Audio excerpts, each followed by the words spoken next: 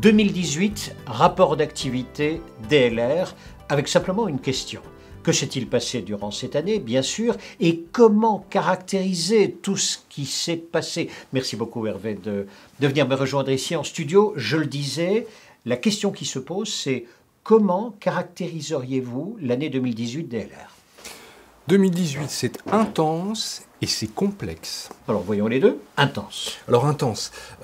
Les syndicats membres partenaires de DLR sont vraiment bien organisés et individuellement, les membres de ces syndicats sollicitent de plus en plus l'équipe DLR. Le SPMDG a multiplié les réunions, ce sont les monteurs réparateurs de grues à tour, a élu un nouveau président.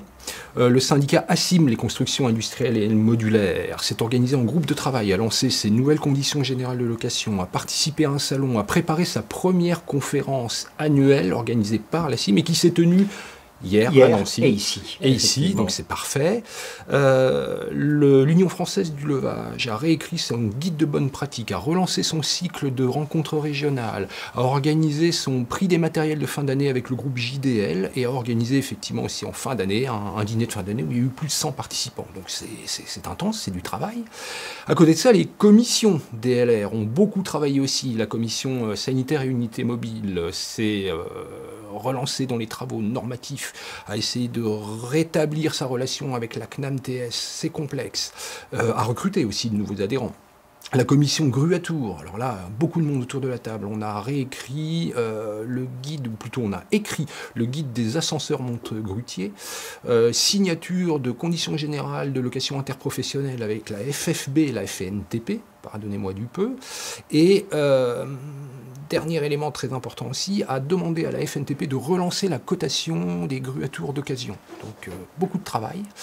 La commission distribution, elle, a poursuivi ses travaux sur les études des investissements constructeurs et des réseaux de distribution et a lancé un nouveau chantier ambitieux, créer un catalogue, un annuaire des distributeurs de matériel en France, qui n'existe pas, et l'idée étant de faire la promotion des distributeurs. C'est ambitieux, ça devrait aboutir en 2019. Enfin, la commission location, last but not least, comme disent les Anglais, deux choses importantes, a quasiment systématisé la lecture des grands contrats cadres, des grands clients du BTP, il y a du travail, et a été régulièrement à la mission de médiation inter-entreprise à Bercy pour rencontrer ses clients, pour dire ça ne va pas, il faudrait qu'on travaille différemment.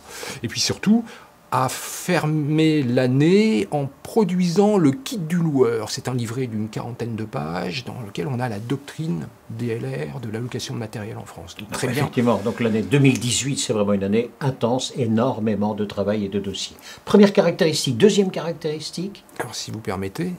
C'est pas fini. C'est pas fini. Pour symboliser cette intensité, une journée des métiers le 4 décembre 2018 où on n'a jamais vu autant de participants, plus de 250 personnes. Donc ça symbolise vraiment cette intensité. Alors effectivement, enchaînons, pour faire simple, avec la complexité. Le gouvernement français aujourd'hui, depuis maintenant, on va plutôt dire 2-3 ans, réforme littéralement. Tout l'écosystème des organisations professionnelles, syndicales ou patronales est totalement chamboulé. Rapprochement des branches, des conventions collectives, réforme des diplômes, réforme de la taxe d'apprentissage, réforme de la collecte des fonds de la formation au PCA, au PCO, on ne va pas rentrer dans le détail, c'est d'une complexité sans nom. Une des premières conséquences, c'est que les subventions allouées à ces organisations pour travailler sur le dialogue social, eh bien, soit elles sont divisées par deux, soit elles disparaissent.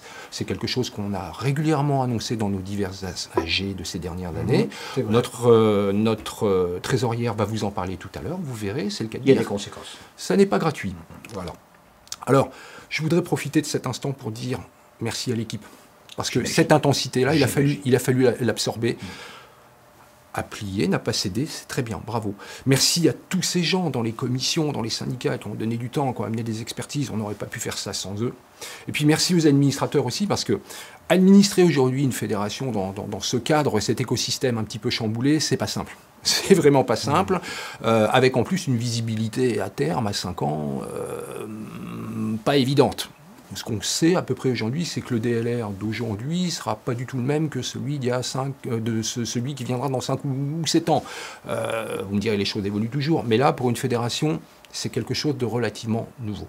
Voilà, j'en ai terminé. Ah si, une dernière chose, s'il vous plaît. Les enquêtes que DLR vous adresse, l'enquête sociale, l'enquête ratio-comptable et l'enquête conjoncturelle. Merci de répondre. Je sais que vous êtes très sollicité, mais ces enquêtes sont indispensables. C'est votre représentation auprès des administrations, auprès des partenaires sociaux.